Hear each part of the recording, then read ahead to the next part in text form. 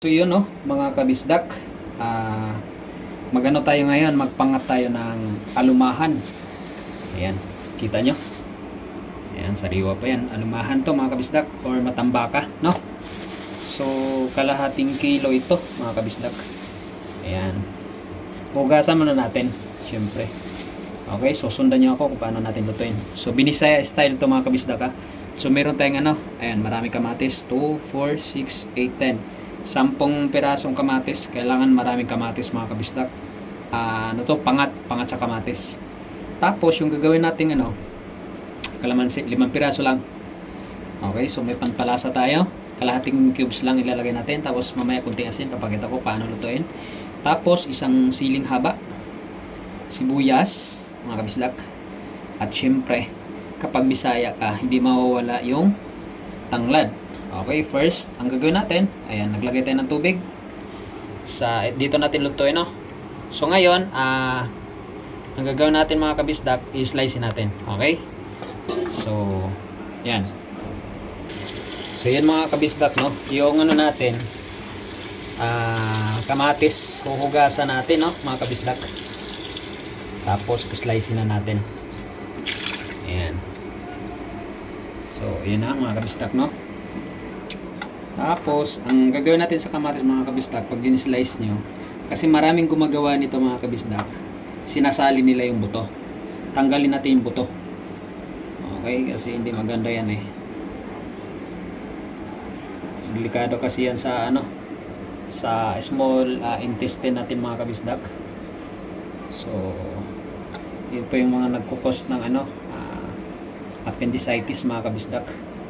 Basta maliliit na buto, no, mga kabisdak. So, huwag nyo isali pag nagluto kayong ganito. Okay, so tanggalin niyo siya. So, ganun pa ako pag nagluto ko ng ano mga kabisdak, ng ng ganito, pinangat. So, yun no, mga kabisdak, natapos na natin i-slice yung ano natin, kamatis. So, ngayon, papakuluan na natin tong tubig, no? So, ilalagay na natin yung kamatis. Kailangan kasi maluto. Tapos ngayon mga kabisdak, isasabay natin yung ating tanglad para yung aroma ng tanglad is talagang lalabas siya, no? Mga kabisdak, sasabay natin. Tsaka kailangan kasi mga kabisdak, madudurog or lutong-luto talaga yung ating kamatis, okay? So, yun mga kabisdak, pinakuluan na natin dun sa ano yung ano natin, no? Kamatis. So, antayin nating maluto. Lutong-luto or madudurog talaga yung kamatis. So, ngayon, mamaya pa natin to ilagay yung sibuyas. Okay, so, ano na to? Sabay-sabay.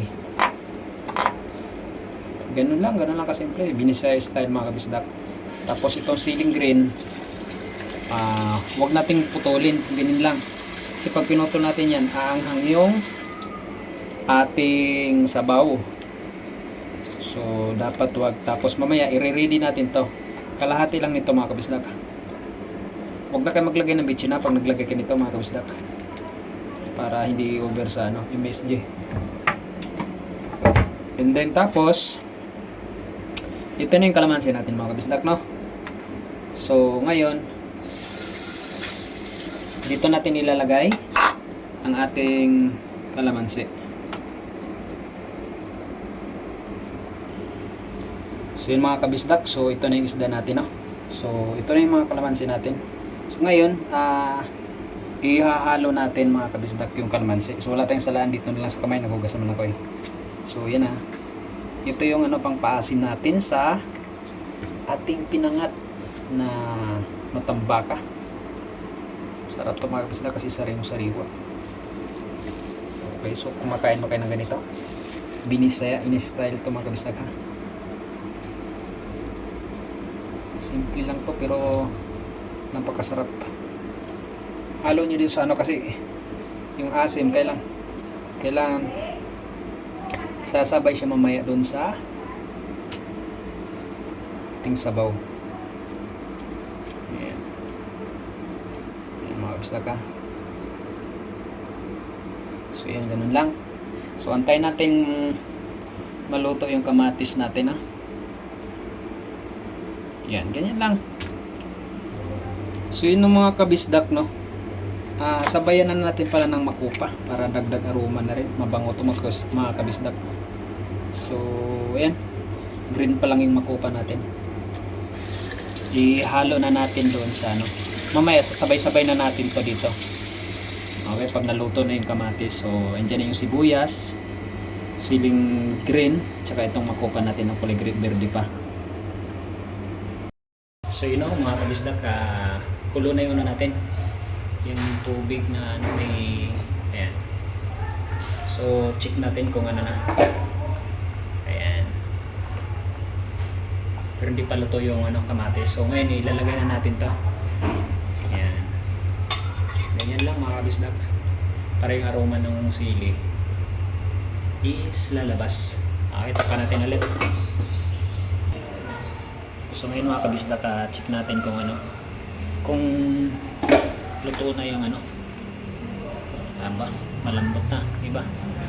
Pero kulang pa mga kabisdak, so kailangan talaga lutong-luto yung kamatis. Yan, dudurugin natin para yung katas ng kamatis mapunta sa sabaw. So mga hilaw pa kasi, pag anong hinugtungan na yung kamatis, kaya pero yan na, oh, tingnan mo yung kulay solid. So mamaya mga 2 minutes pa. So yun mga kabisdak, no, ito yung isda natin. Andyan na rin yung kalamansi, yung pangpasim. So ngayon ilalagay na natin kasi luto na yung kamatis, no. Tara. So yan, bango. Ito yung isda natin, lagay na natin, no. Ayan. So kalating kilo ito, no. 4 na piraso, malalaki. 4,000 yung kalamansi. Sarap nito mga kabisdak. Ayan, antayin natin mga ilang minuto, luto na rin yan. Mamaya lagyan natin ng asin. So yun, o, lagyan natin pang palasa asin, siyempre. Ayan, mga 2 minuto luto na to. Ayan, tutok mo. Ayan mga kabisdak, sarap niyan. So 1 minuto, hanguin na natin yan.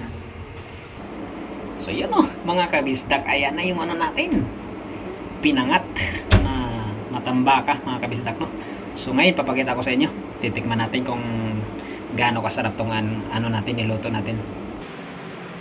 So ayan mga kabisdak, no, ito na yung ano natin, matambaka na tawag nito, may ano, pangat sa kamatis. So yung mga kamatis, so lagyan natin kamatis, no. So titikman natin kung gaano kasarap to. So yan, eh ano, grabe mga kabisdak, mapaparami talaga kayo ng kanin dito, napakasarap. O sabaw pa lang talagang ano na. So yun na mga kabisdak, tikman natin.